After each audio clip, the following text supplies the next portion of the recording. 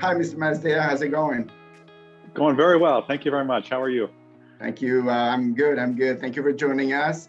I have to say we are very much interested in long-term trends here at FÉRIQUE, and we believe innovation is one of those.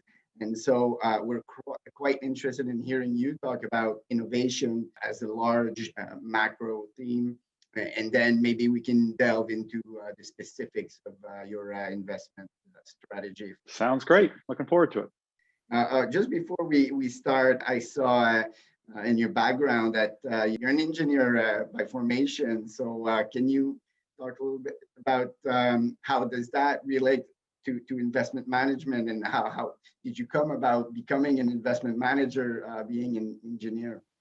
Sure. It's a great question. It really goes back to my childhood. So I've always been a very curious kid. I remember being a child and a light bulb burned out. And I said, why does it burn out? And someone told me it just burns out. And that wasn't good enough for me. So I always wanted to understand how the world worked. And that led me to engineering. And I really did learn how the world worked. When I was in engineering, I was working as a electron microscopist, and I helped develop a material. And someone in finance said, no, that we're not going to sell that. And at that point, a light bulb went off, and I thought, I don't really understand how the financial and the political world works. And that's what really took me to investing. And that theme of curiosity is really in global innovation. It's what drives me in how I invest. And in global innovation, if you think about what we're doing, I'm really trying to understand what the future will look like and which companies are defining that. And it all centers around this curiosity. All right, interesting. So I guess it's a good lead into innovation as a theme. So give us some example of how you perceive innovation in general.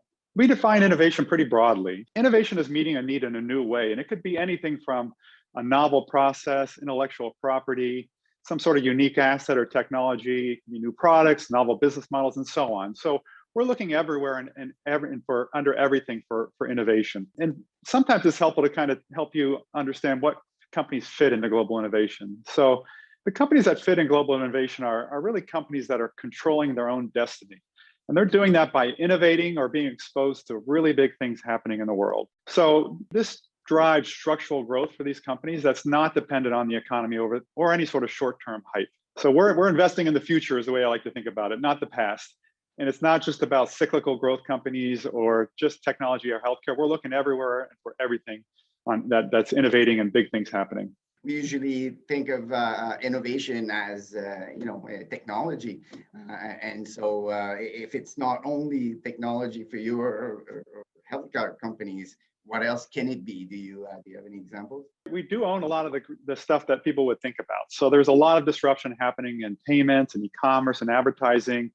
With the genomic sequencing, there's a ton going on in biotechs and pharmas, and there's the shift to EVs, renewables, all that good stuff. We're looking at, we're following that. We own a number in those areas. But what we get also really excited about is some of these less obvious areas. I'll give you an example. We own a packaging company that's playing into the obvious e-commerce trend of what's going on right now, but they're actually doing a ton of innovation on packages, which might sound silly, but they're actually doing some really interesting work.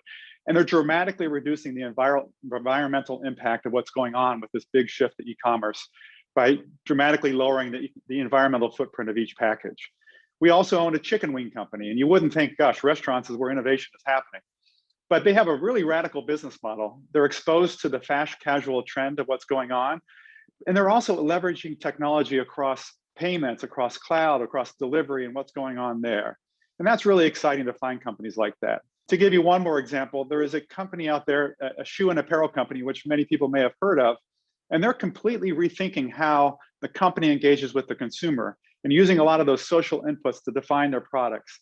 And they're doing all kinds of interesting things to reduce the carbon footprint of all of their products, given what's going on in the world and climate right now. So we have this great group of 55 global industry analysts that are helping us find all of these different ideas around the globe.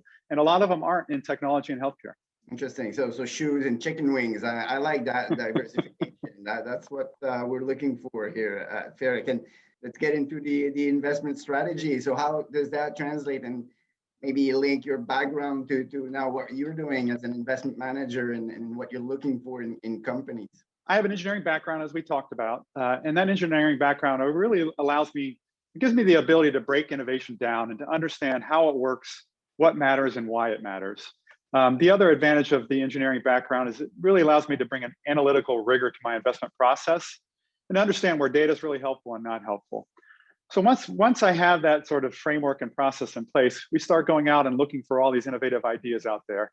And then we bring a sort of a quantitative framework to that. So we actually have a rating system called TIBR, which is the Trend, Innovation, Barriers, and Risks. And we look at each company bottoms up on those different metrics.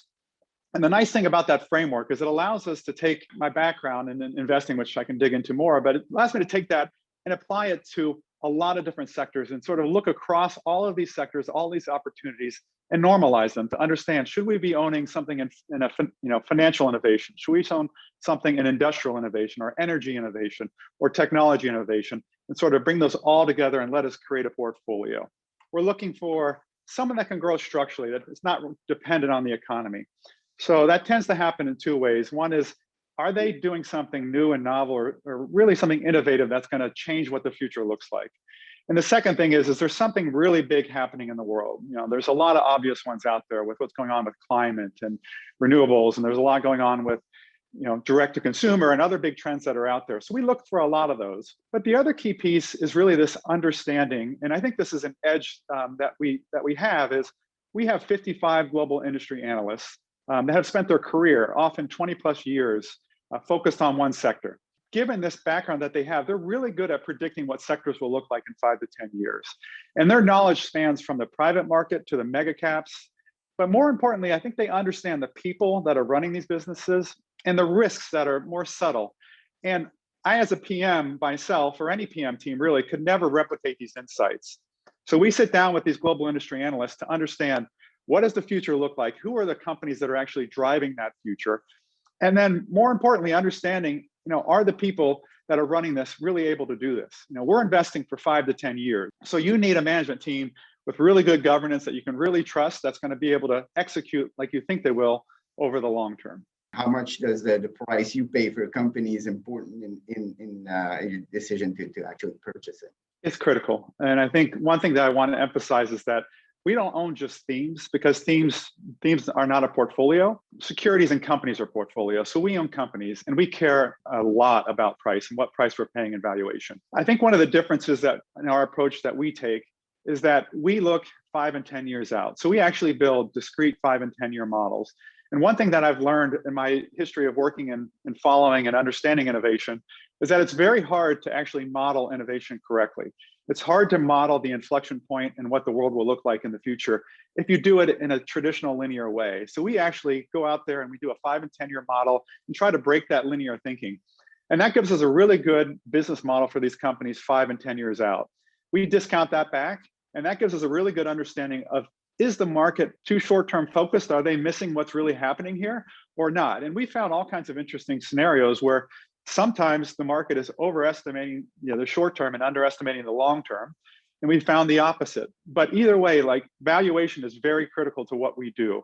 And so we will not own a company if we don't see the promise and the upside and the valuation support on the 5 and 10-year basis. And that is central to what we do. And the other thing that we found is that a lot of these different innovations we're finding move at different paces. So you'll see a lot of innovation taking off. So over the past year, as you pointed out, a lot of our portfolio that was exposed to COVID beneficiaries, which many of them were going into COVID, that got accelerated, and those securities got quite expensive pretty quickly. And we used that opportunity to shift into a lot of other names that are innovative that aren't exposed to COVID, because that 5 and 10-year valuation no longer made sense. So talking about COVID, how did that change at all? You've mentioned one aspect of maybe switching some names in the portfolio, but what else did that change in terms of your thinking about innovation and about the way you manage the portfolio? Did that? Yeah, so a number of things happened with COVID. It was a really interesting period. It really changed how we had a view on the future, and we had a number of securities in our portfolio that we thought would define what the future looked like. And what COVID really did is it accelerated the future and it kind of decelerated the past. And so it was a really strong proof point of believing in the future and investing in the future and what that can look like.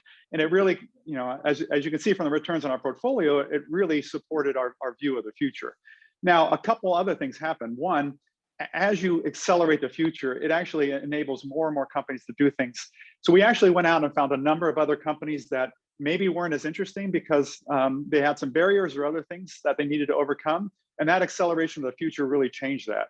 So we actually managed to shift our portfolio quite a bit during the year, which ended up benefiting us towards the end of the year and into this year, because we are seeing the shift from a lot of the traditional COVID winners to sort of the next generation. Now, let's go back to something you said about management of companies being important. So I guess that we'll call it governance, besides just the actual management of companies. But so how are ESG factors or criteria important in your approach? Yes, I mean, ESG is critical. If you think about it, we're investing in what the future is going to look like. And I don't think there's anybody who would argue that ESG is going to be less important in the future than it is today. And again, we're holding names for 5 to 10 years. So if you look at what's happening with climate and the environment, if you look at all the social dynamics globally, these factors are redefining the future. And that's what we're trying to predict, is what the future will look like and who's going to really benefit from that.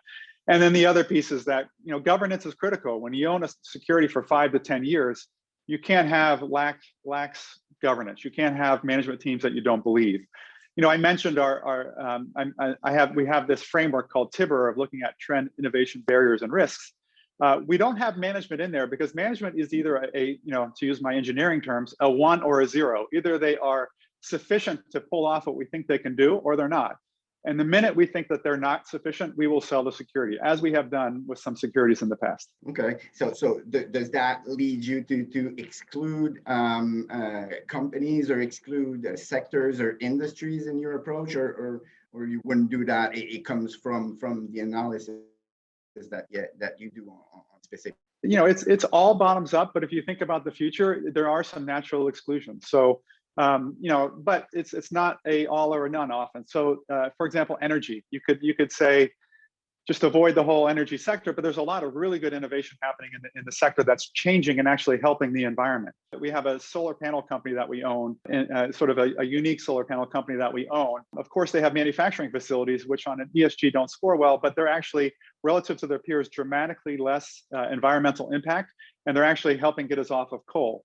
So we do look at sort of the future, what it will look like, and it does incorporate a lot of what's changing on the environmental and social factors. But we try to come to it with an open mind and say, even in these sectors, which might seem like automatic avoids, is there something happening that's really going to help make the future a better place that we're seeing the world evolve towards? What about risk? What about how you manage risk, and what do you see as being a risk in your approach or the market that you're looking at? So risk, again, I mentioned our TIBR scale, trend, innovation, barriers, and risks. In terms of our due diligence, our industry analysts are really good at helping us find great trends and great innovation. But where they're most helpful is helping us understand what are the risks of owning a security.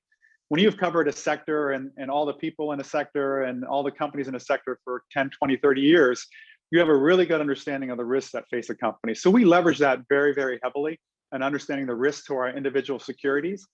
And we also use risk, defined differently in our portfolio construction process. So we're constantly looking at what are our exposures? Do we have too much exposures to countries or to currencies? We also bring in risk very heavily in how we size securities. Some of our more VC-like names in our portfolio, we don't need to have really big positions to have a big impact on our portfolio.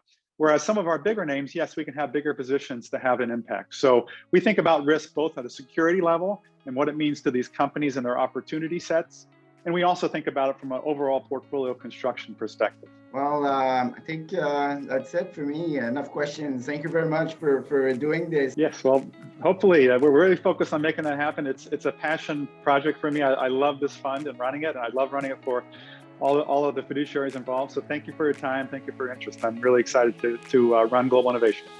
All right. Thank you very much.